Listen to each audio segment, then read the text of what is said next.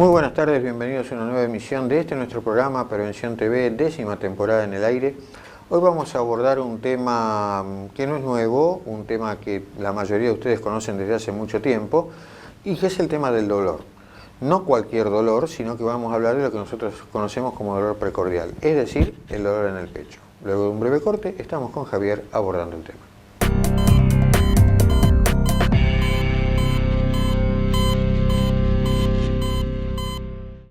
Bueno, volvemos del corte y en realidad lo que nos decidió hace más de 10 años hacer el programa fue un comentario de un paciente en consultorio que dijo algo así como: doctor, el corazón no duele.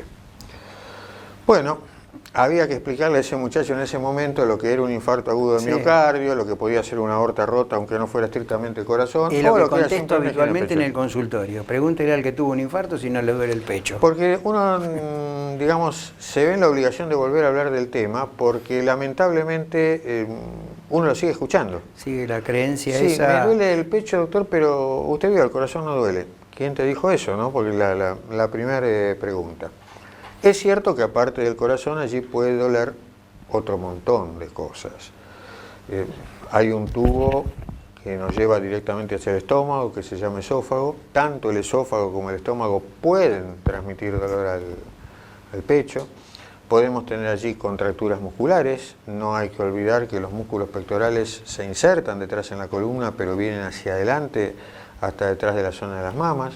Ir un poquito más abajo, tener lo que se denomina una epigastralgia, que es a nivel de la boca del estómago, un dolor a nivel de la boca del estómago, que uno en general lo asocia con algo que comió o puede ser algo que le cayó mal, pero hay algunos infartos de determinadas localizaciones que pueden aparecer con esa sintomatología, con un dolor en la boca del estómago. Allí mismo en el pecho también puede doler la pleura, puede doler el pulmón, tienen características propias de estos dolores de las que ya vamos a hablar. Puede doler el pericardio. ¿Qué es el pericardio? Es la bolsita que envuelve el corazón, no es el corazón, es la bolsita que lo envuelve. Pueden doler huesos y cartílagos. Usted tiene en el centro un hueso muy importante, que es el esternón. Hacia el esternón convergen las costillas, pero la unión entre esternón y costillas es un cartílago, y esos cartílagos con el correr de los años se transforman en hueso, y eso es un proceso doloroso. Por supuesto pueden doler los nervios intercostales con determinadas afecciones, herpes zóster, la vieja y querida culebrilla, que además tiene su cuadro propio. Pueden doler los huesos, costillas y los músculos incorporados. Pero bueno, lo que nos interesa empezar hablando es el dolor cardíaco. Primero, ¿es dolor? Sí, puede ser dolor, puede ser ardor, puede ser sensación de comezón, puede ser sensación de que algo me aprieta, sentir una especie como de peso encima. Es muy característico que el paciente por allí, cuando habla, para ejemplificarlo, se lleva la mano al pecho. Ese gesto que hizo Fernando es muy importante, porque el paciente no dice me duele acá, me duele acá. Cuando el paciente señala con toda la mano, quiere decir que lo que le abarca el dolor es todo un territorio importante. Entonces eso ya nos alerta a que podemos estar frente a un síndrome coronario agudo. Y de esto se desprende que, por ejemplo, a uno le dicen doctores pinchazos, y hace así, uno ya sabe que no es. Uno puede transmitirle con confianza al paciente: mire, si la sensación es pinchazos, es algo puntiforme, o si cambia de localización. Hoy lo tengo acá, mañana acá, después acá arriba, no. Ese tipo de cosas no. Pero vamos a hablar del dolor de origen coronario. Bien, específico. el dolor de origen coronario. Todas las otras. El dolor de origen cosas. coronario específico, lo primero que tienen que saber es que tiene una localización amplia. ¿Qué quiere decir amplia? De la boca a la boca del estómago. Puede ser adelante, en lo que nosotros llamamos el precordio, en la espalda, en los hombros o en los brazos incluso. Se puede correr, se puede desplazar del pecho, por ejemplo, al brazo izquierdo, o al brazo derecho, o a ambos, o a la espalda, o puede no desplazarse. Nosotros le decimos a eso irradiación. Irradiación. El dolor precordial se puede irradiar a los brazos, a la espalda, como dijo Fernando, y es un síndrome coronario, lo que puede tendernos a confundir el cuadro y pensar en otra cosa y no pensar en un dolor coronario.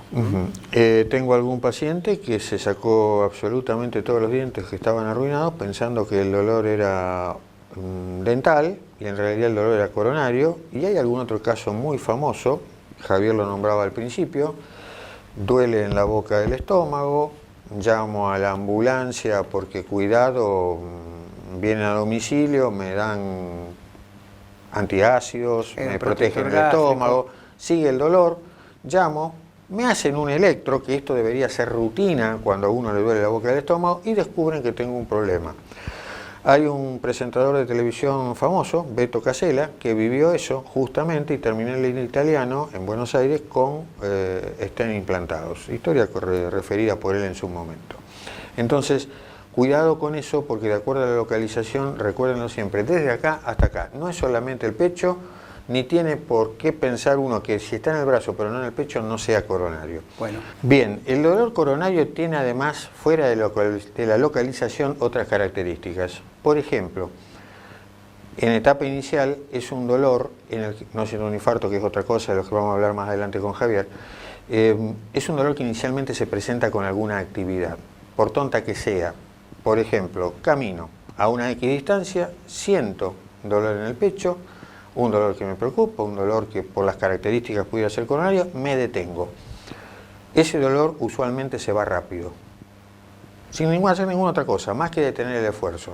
Sin embargo, si vuelvo a intentarlo, va a volver a ocurrir y por supuesto, andando los días, si el dolor era al principio jugando al tenis, después va a ser trotando, después va a ser caminando 500 metros, si no hago algo, al final va a ser en reposo y finalmente terminamos en un infarto o en una muerte súbita. Pero tiene esas características, más allá de la localización, piensen en dolor de esfuerzo, por más que el esfuerzo sea pavo, no estamos hablando de levantar kilos ni nada por el estilo, que va empeorando cada vez con menos esfuerzos hasta que finalmente el dolor se hace de reposo.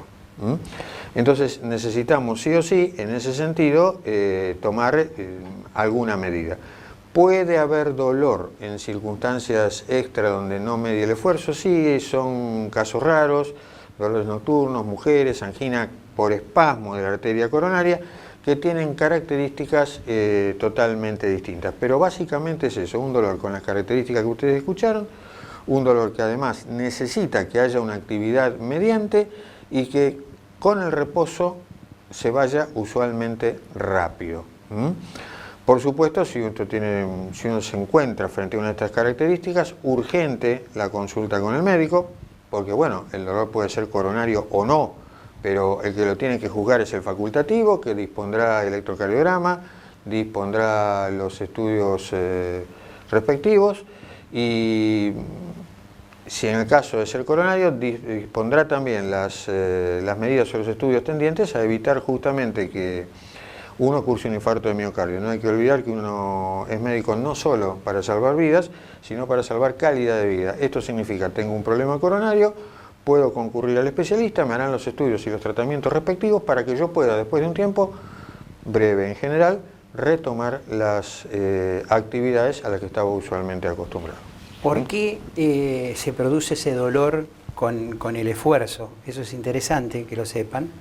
¿Por qué? Porque hay un doble producto, que es la tensión arterial más la frecuencia cardíaca. Entonces, a medida que yo voy haciendo un ejercicio o estoy caminando, esa frecuencia cardíaca se va elevando, la tensión arterial se va elevando, y si yo tengo subclínicamente un problema coronario, eso me va a generar un episodio de dolor. Que al ponerme en reposo, al ceder con el ejercicio que yo estaba realizando, automáticamente ese dolor cede. ¿Por qué? Porque bajo la tensión arterial y bajo la frecuencia cardíaca, que son dos de los determinantes mayores de consumo de oxígeno intramiocárdico. Entonces, de esa manera, casi tenemos un diagnóstico casi de certeza, porque el hecho de que aparezca con el ejercicio, con el reposo inmediatamente el dolor calma, nos da la pauta de que podemos estar frente a un síndrome coronario, ¿no? Correcto. Bueno, nos están haciendo señales de humo, vamos a un breve corte y retomamos luego.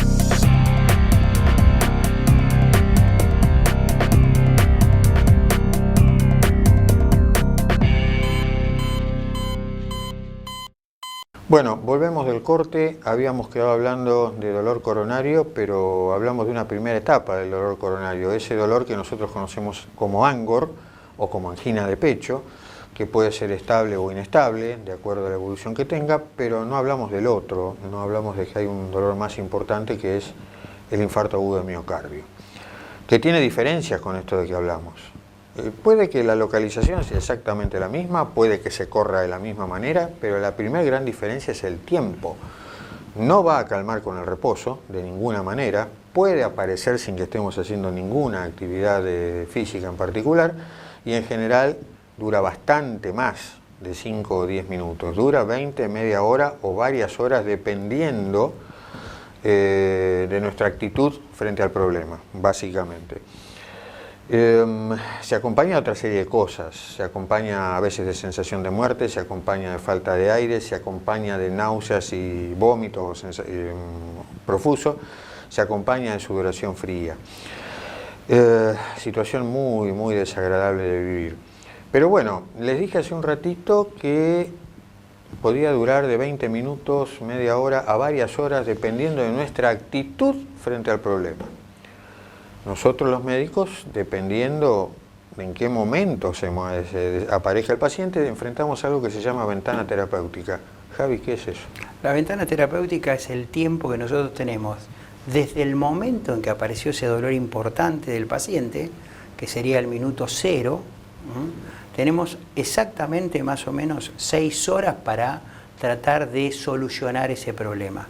Con lo cual, lo que nosotros queremos transmitirle es que ustedes, ante una eventualidad del dolor de esas características, con esa intensidad, no duden en llamar a un sistema de emergencias lo más rápido posible, porque hay que hacer un electrocardiograma probablemente en la casa, y una vez que tenemos el diagnóstico, tienen que ir a un lugar donde a ustedes le puedan resolver ese evento que está cursando en ese momento. Entonces, cuanto más rápido yo soluciono el evento, o sea, dispongo sé cuál es la arteria comprometida por el electrocardiograma aproximadamente, uno puede saber si es la coronaria derecha, si es la coronaria izquierda, de acuerdo al electrocardiograma, y uno debe concurrir a un lugar donde haya servicio de hemodinamia. ¿Qué es un servicio de hemodinamia? Es un servicio donde hacen el cateterismo cardíaco, donde confirman el diagnóstico y en definitiva me pueden resolver el problema de la obstrucción aguda de mi coronaria. ¿Qué tan importante es que yo llegue, digamos, a ese servicio de hemodinamia con media hora de dolor o con 4 horas de dolor? ¿Hay diferencia? Hay una diferencia abismal. Si yo llego dentro de las primeras media hora, obviamente que la resolución del cuadro coronario va a ser muchísimo más exitosa y el daño miocárdico que puede generar esa lesión va a ser muchísimo menor cuanto más rápido yo actúe. Es decir, cuanto más rápido yo lleve al paciente y lo ponga en la sala de hemodinamia y estén haciéndole el cateterismo y abriendo esa arteria que en ese momento está obstruida, y eventualmente colocación de stent, eso lo decidirá el hemodinamista, que es el que se encarga de hacer ese tipo de procedimientos. Él tomará la decisión, pero lo más importante acá es abrir la arteria y recuperar la perfusión para que el territorio que se está muriendo por falta de oxigenación por esa arteria tapada, que sea un territorio relativamente pequeño, muy chiquito, que no influya en definitiva después en el futuro en el funcionamiento de ese corazón. Si se entendió bien, esto es así de fácil. Cuanto más temprano llego, más chica va a ser la secuela, si es que queda, y no me va a comprometer a futuro. Cuanto más tarde llego, entonces sí va a quedar algún grado de infarto con alguna posibilidad de secuela. ¿Qué chance hay después de las 6 horas? ¿Hay alguna? Sí, por supuesto que la hay, pero en realidad ya es un infarto prácticamente consumado. Es más difícil, uno intenta lo mismo, la revascularización, porque independientemente de la arteria que en ese momento esté provocando este evento agudo, cuando yo hago la inyección y veo todo el árbol arterial coronario, muy probablemente me encuentre lesiones en otros territorios que no es el del agudo, y también pueda resolverlo. No sé si en ese momento o más diferidamente, o sea, en ese momento lo que se trata es de abrir esa arteria de la manera que sea, como se pueda, y tratar de colocar un stent, que es un rulerito que va colocado en la arteria, que se expande y me abre la arteria nuevamente y me permite que el flujo vuelva a pasar por la arteria y a oxigenarme todo el miocardio. Así que cuanto más rápido yo haga la consulta, menos territorio comprometido, o sea, mucho mejor para el paciente, porque el territorio que se está necrosando va a ser más pequeño y el daño miocárdico va a ser menor. Ahora, si nosotros especulamos, no, será un dolor acá, que no llamo a la coronaria, pierdo el tiempo, y bueno, esos minutos preciosos me van a redundar en un infarto más grande, con un compromiso miocárdico mayor, con lo cual a futuro ese corazón va a tener problemas, no va a funcionar adecuadamente y probablemente termine en una insuficiencia cardíaca a punto de partida, es un gran infarto. El programa de hoy está referido a dolor o concretamente a dolor precordial y estamos en este segundo bloque hablando de infarto. Sí. ¿Infartos indoloros? ¿A qué paciente uno le dice, bueno, mire, cuídese, usted está en riesgo de esto, en riesgo de lo otro? ¿Cómo puede un paciente con características especiales, por ejemplo un diabético, tipo 1, puede llegar a plantearse que esté sufriendo algún problema coronario? Bueno, ¿tiene alguna sintomatología en particular, algo que se va a preocupar? En general, el paciente diabético ya es un paciente vascular por excelencia. Es decir, el diagnóstico de diabetes ya implica que ese paciente tiene lesiones en su árbol coronario, en distintas estructuras donde hay vasos sanguíneos, va a tener lesiones. Es decir, el diagnóstico de diabetes ya nos convierte en un paciente vascular. Y como lo hemos dicho en algún otro programa, un paciente que ha tenido o que tiene diabetes, cuando se va a hacer un riesgo preoperatorio, un riesgo cardiológico, un riesgo quirúrgico para una pequeña intervención que puede ser una endoscopía digestiva alta, que pueden ser 5 o 10 minutos más o menos el procedimiento, es un paciente de riesgo por el hecho de ser ya diabético y porque nosotros sabemos que independientemente de que no haya todavía demostrado que tiene lesiones, seguramente las están en algún lugar y entonces ese paciente tiene que ir con un monitoreo cardíaco a hacerse el procedimiento porque es un paciente de riesgo. Y ese paciente debería tener un chequeo anual. Por supuesto. Tratando de prevenir justamente el hecho de que tenga un infarto indoloro. Todos tenemos en el consultorio la práctica de alguien que viene. ¿Usted tuvo alguna vez un infarto? No, doctor, jamás. Y uno está viendo algo crónico en el electro, producto de eso, ¿no? Una de las características del paciente diabético es esto que está comentando Fernando, que es la denervación, entre otras cosas. Es decir, trabaja también no solo en la parte vascular, sino en la parte de los nervios. Por lo tanto, no tiene la misma sensibilidad el paciente diabético que el no diabético y menos sensibilidad al dolor. O sea, puede tener lesiones muy importantes en las piernas y uno lo toca y el paciente no le duele, que a otro paciente estaría saltando o gritando por el dolor. Sin embargo, el paciente diabético, por esa denervación, no me avisa de que tengo un dolor en el pecho, entonces nos encontramos en un chequeo de rutina, sacamos un electrocardiograma y nos encontramos una secuela de un infarto. ¿En quién? En un paciente diabético. Por lo tanto, un paciente diabético tiene que tener muchísima más cuidado y más controles justamente para evitar esto, que no se pase de largo un síndrome vascular agudo como es el infarto agudo de miocardio. Bien, te cambiaría la pregunta, te sacaría de lo que es el dolor coronario, no del área cardiovascular, sino para que expliques brevemente cómo es el dolor cuando el dolor no está en el corazón, sino en la bolsita que lo envuelve, en el pericardio. ¿Qué características tiene, cómo se diagnostica y cómo se trata? Y bueno, si es de riesgo o no, que en definitiva sería lo importante. Sí, depende de lo que está hablando Fernando, es el pericardio, es una membrana que recubre el corazón, todo, la parte inferior y la parte superior del corazón, donde la contracción cardíaca pasa a ser no traumática, no pasa a ser audible, se hace más silenciosa, Normalmente hay entre 40 y 50 mililitros de líquido en el pericardio, justamente para cumplir la función de que ese corazón se contraiga libremente sin generar ningún rozamiento ni nada. Cuando ese líquido pasa a determinados niveles, y esto lo vimos hace muy poquito en plena pandemia, porque uno de los motivos principales que nosotros teníamos de consultas eran dos.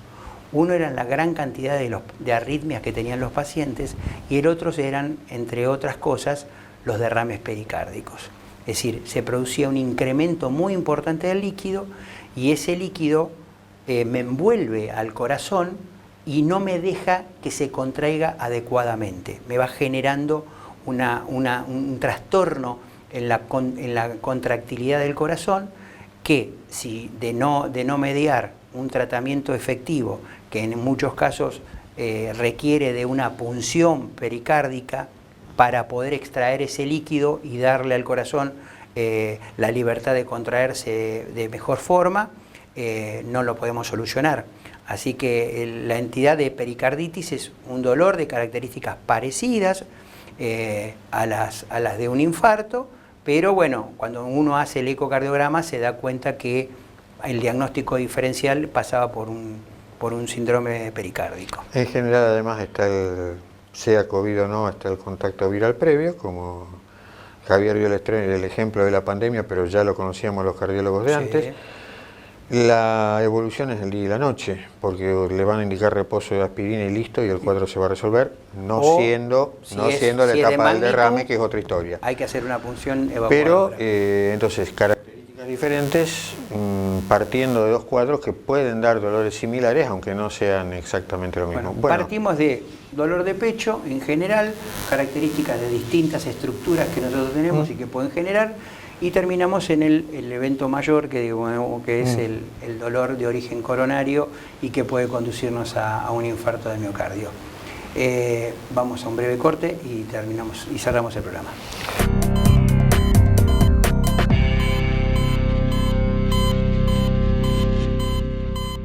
Llegamos entonces al cierre de este programa, Dolor Precordial. Esperamos que les haya gustado, esperamos que si alguno tiene alguna dificultad, tome nota de cómo hay que moverse. Bueno, no queda más que agradecerles a ustedes la fidelidad, a los sponsors que también hacen posible este programa, y los esperamos para una nueva emisión dentro de 7 días. Hasta entonces. Hasta entonces.